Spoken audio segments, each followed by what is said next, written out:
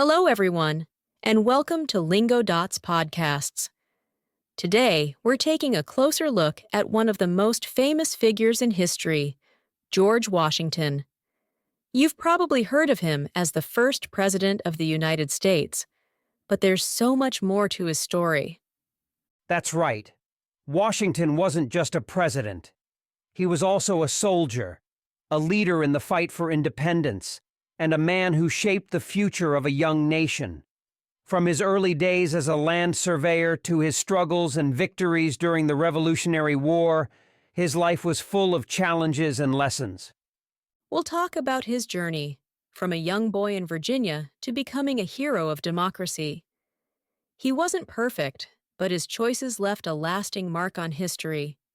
And by the end of this episode, you'll see why Washington is remembered not just for what he achieved, but for the values he stood for. So stay with us as we explore the life of George Washington, an inspiring story of courage, leadership, and service. Let's get started, and don't forget to share this episode with your friends.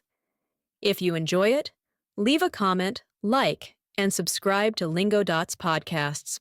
So, George Washington was born in 1732 in Virginia, right? His family had a lot of land and was quite wealthy. They owned plantations where many enslaved workers did the hard labor. Growing up in that kind of household must have shaped his early views about the world.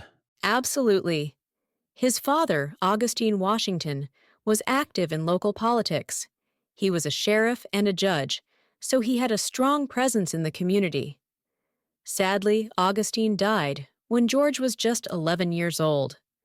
That's such a young age to lose a father, especially in those times. It must have been hard, but George wasn't left completely alone. His older brother, Lawrence, stepped in as a father figure.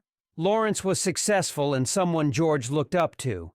He even sent George to school, where he learned about land surveying. Right. Surveying was all about measuring and mapping land, and George was very good at it. He took up jobs as a land surveyor in his teens and worked across the colonies. Imagine how much he must have learned about the land, the people, and the challenges they faced. But he wasn't content with just being a surveyor, was he? George always wanted more excitement in life. He dreamed of being a soldier, serving his colony, and making a name for himself. That dream became even stronger after Lawrence passed away. Losing his brother was another big blow, but it gave George new responsibilities. He inherited some of the family's land and had to manage the estate. Still, his heart was set on serving in the military, and that would soon become his focus. It's amazing to think how these early experiences, his family, his losses, and his work, set him on the path to becoming a leader. Even then, you can see signs of the determination that would define his life. Exactly. George Washington wasn't born into greatness. It was his choices and challenges that prepared him for what was to come. Now, George didn't waste much time before joining the Virginia militia.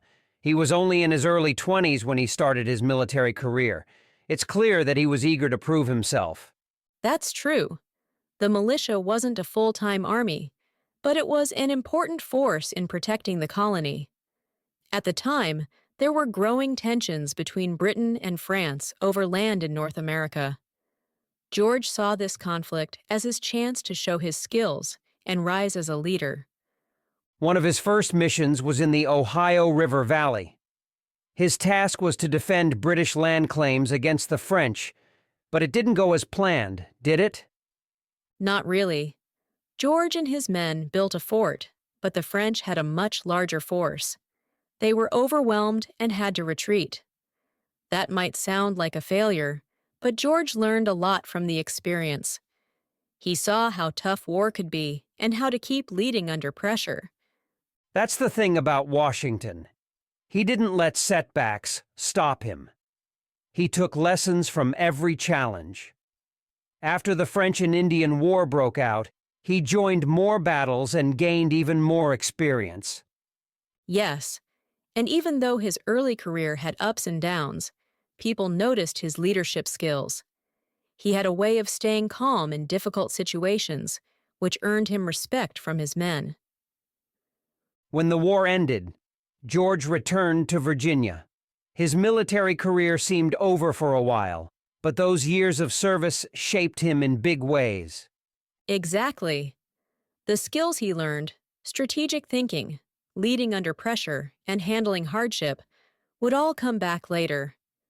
The young soldier was turning into a leader, even if he didn't know it yet. When the Revolutionary War began in 1775, George Washington was chosen to lead the Continental Army. What's interesting is that he didn't ask for this role, but he accepted it with a strong sense of duty. Exactly. And let's not forget how challenging the task was.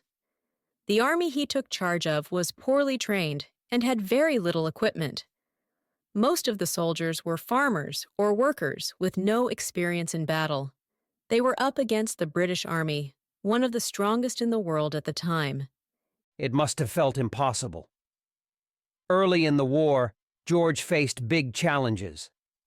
At the Battle of Long Island, his army was outnumbered and they had to retreat. But even in defeat, George showed his leadership skills. He organized a secret nighttime retreat across the river, saving his men from being captured.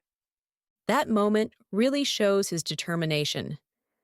No matter how bad things got, George kept the army together.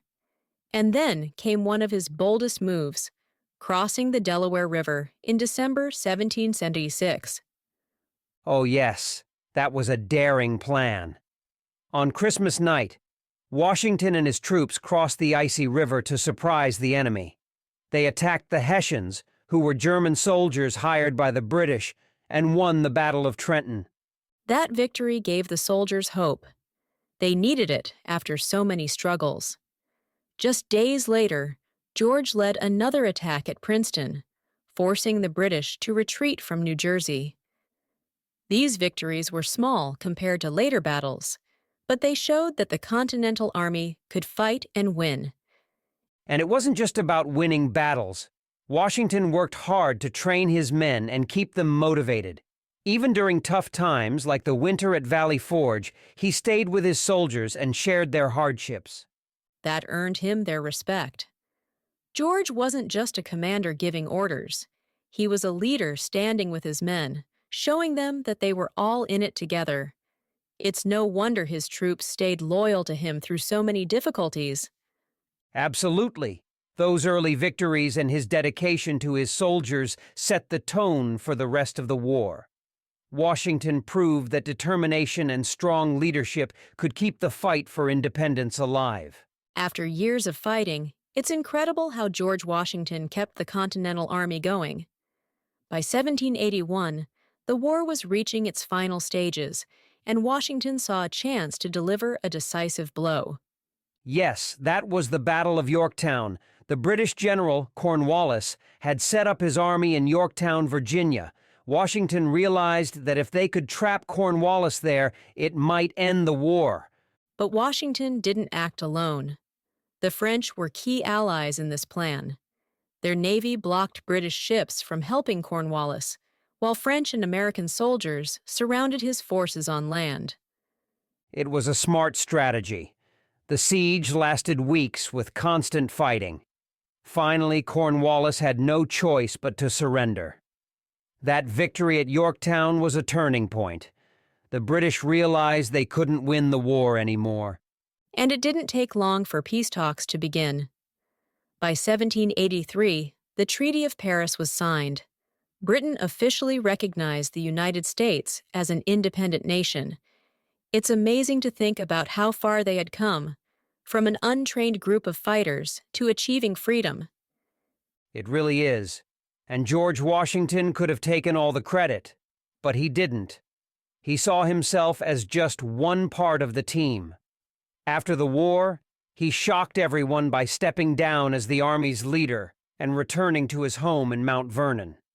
That's one of the things that makes Washington so unique. He didn't seek power for himself. Instead, he believed in letting the people and their leaders decide the future. Exactly. His leadership during the war wasn't just about fighting battles. it was also about staying committed to the idea of freedom and self-rule. Washington's actions at Yorktown and after the war showed his dedication to those values. And it wasn't just the end of the war, it was the start of a new chapter. Washington's role in building the nation was only just beginning. After the war, George Washington thought he could retire and enjoy a quiet life at Mount Vernon. But the new country was struggling. The government under the Articles of Confederation was weak and couldn't solve major problems. It wasn't long before people turned to Washington for help again. That's right. In the 1787, he was asked to lead the Constitutional Convention in Philadelphia. The goal was to create a stronger government, and Washington's leadership helped the delegates work together, even when they disagreed. The result was the U.S. Constitution, a plan for a government with 3 branches to balance power. Once the Constitution was approved, Washington was unanimously elected as the first president of the United States in 1789. Imagine the pressure he must have felt. He was starting something entirely new, with no example to follow. Exactly. But Washington set many examples that became traditions. For instance, he formed a group of advisors, called a cabinet, to help him make decisions. He also insisted on being addressed simply as Mr. President, showing his belief in equality, not titles of royalty. Leading the new country wasn't easy, though. Washington faced many challenges. The economy needed strengthening, and there were disagreements between his own cabinet members. Alexander Hamilton wanted a strong federal government, while Thomas Jefferson wanted more power for the states. Washington tried to stay neutral and focused on keeping the country united. His fairness and calm approach earned him the respect of the people. But after serving 2 terms, he decided to step down. That decision was so important. By stepping down, Washington showed that leadership wasn't about holding power forever. He believed in democracy and wanted future leaders to follow his example. In his farewell address, he gave advice that is still remembered today. He warned against political divisions and long-term foreign alliances. He wanted the country to stay strong and united. Washington's presidency wasn't perfect, but his leadership shaped the United States in its earliest days. His decisions laid the foundation for the country's future, and his example of service still inspires leaders around the world. So, that was the incredible story of George Washington, a man who led with courage, faced challenges with determination, and always put his country first. He wasn't perfect, of course. He made mistakes, and he struggled with some of the issues of his time, like slavery. But what stands out is his dedication to building a free and united nation. Washington's legacy isn't just about his victories in war or his time as president. It's about the values he stood for: service, humility, and the belief in democracy. Absolutely. His actions set a powerful example, showing us what true leadership looks like. Even today, his story reminds us to stay focused on what really matters, working for a better future for everyone. Thank you for joining us on Lingo.'s podcasts. We hope you enjoyed learning about George Washington's life and legacy. If you liked this episode, don't forget to subscribe, leave a comment, and share it with your friends. And let us know, whose story should we cover next? Thanks again for listening, and we'll see you next time on Lingo.'s podcasts.